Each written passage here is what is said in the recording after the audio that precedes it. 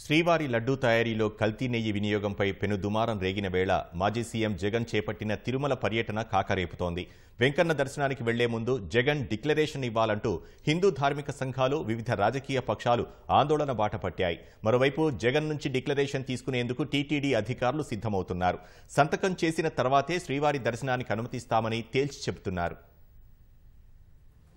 YCP అధినేత మాజీ CM Jagan Tirumala పర్యటన చేసిన ప్రతిసారి వివాదాస్పదమైంది. గతంలో సీఎం హోదాలో అధికార దర్పాన్ని ప్రదర్శిస్తూ నిరసన గళాల్ని తొక్కిపెట్టి తిరుమలలో పర్యటించారు. శ్రీవారికి పట్టు వస్త్రాలు సమర్పించేందుకు సంప్రదాయాలకు భిన్నంగా వ్యవహరించారు. దీనిపై హిందూవాదులు, సాధు సంతుల్లో నిరసనలు వ్యక్తమయ్యాయి.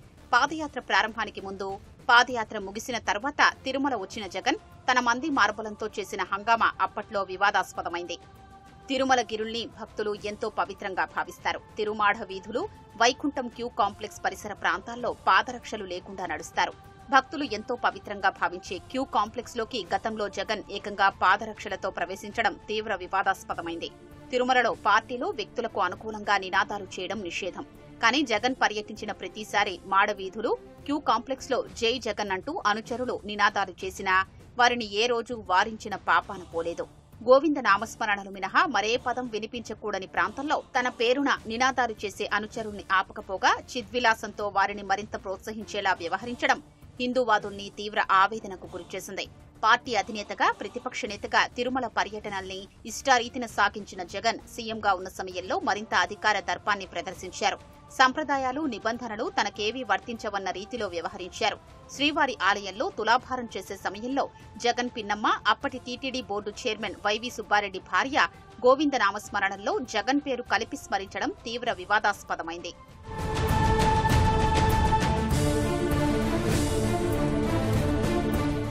గత పర్యటనల్లో జగన్, ఆయన అనుచర గణం చేసిన అరాచకాల్ని గుర్తు చేసుకుంటున్న భక్తులు శనివారం ఆయన తిరుమల పర్యటనపై ఆందోళన వ్యక్తం చేస్తున్నారు. సాధారణ ఎమ్మెల్యేగా పర్యటనకు వస్తున్న జగన్ తిరుమల సంప్రదాయాల్ని పాటించాలని కోరుతున్నారు. అన్యమతస్థులు తిరుమలలో పర్యటించినప్పుడు శ్రీవారిపై భక్తి విశ్వాసాలు ఉన్నాయంటూ డిక్లరేషన్ ఇచ్చే నిబంధన, సంప్రదాయాల్ని జగన్ అనుసరించాలని డిమాండ్ చేస్తున్నారు. శ్రీవారి పట్ల విశ్వాసం లేని జగన్ తిరుమల పర్యటనను అడ్డుకుంటామని సాధు పరిషత్ ప్రకటించింది. అన్యమతస్థులు ఎవరు వచ్చినా సరే మన టీటీడీ ఉండే సాంప్రదాయాలను కాపాడాలి. ఈ రోజు జగన్మోహన్ రెడ్డి ఒక క్రిస్టియన్ సంప్రదాయాలను పాటిస్తూ క్రిస్టియన్ గా వారు ఉన్నారు కాబట్టి హిందూ మత విశ్వాసాలు దెబ్బతీయకుండా వారు వ్యవహరించాలని చెప్పి కోరుకుంటున్నాం. అసలు డిక్లరేషన్ ఇవ్వకుండా, హిందువులకు క్షమాపణ చెప్పకుండా అలిపిర్లు అడుగు కూడా పెట్టనీము, ఆయన్ని అడుగు కూడా పెట్టనీము. ఇంకా నడుచుకుంటే అడిపోయేది. క్షమాపణ చెప్పమని చెప్పండి, డిక్లరేషన్ ఇవ్వమని చెప్పండి, సంతకం చేయమని చెప్పండి. నడుచుకుంటూ పోతాడో, దొల్లుకుంటూ పోతాడో, లేకపోతే పొల్లు దండాలు పెట్టుకుంటూ పోతాడో ఆయన ఇష్టం. మా హిందూ ధర్మాన్ని, మా వెంకటేశ్వర స్వామిని కలంకం తెచ్చిన, మా ప్రసాదాన్ని పాడు చేసిన, మా తిరుమల క్షేత్రాన్ని వ్యాపార కేంద్రంగా చేసిన జగన్మోహన్ రెడ్డి ఎట్టి పరిస్థితుల్లో మిమ్మల్ని మేము రాలేము. దయచేసి హిందూ సమాజం, మీరు హిందూ సమాజాన్ని రెచ్చగొట్టకండి. ఇప్పటికే మేము గాయాలతో ఉన్నాం. మా గాయాలు ఇప్పుడిప్పుడే కుదురు పడుతున్నాయి. మళ్ళీ మీరు దాని మీద కారం చల్లకండి.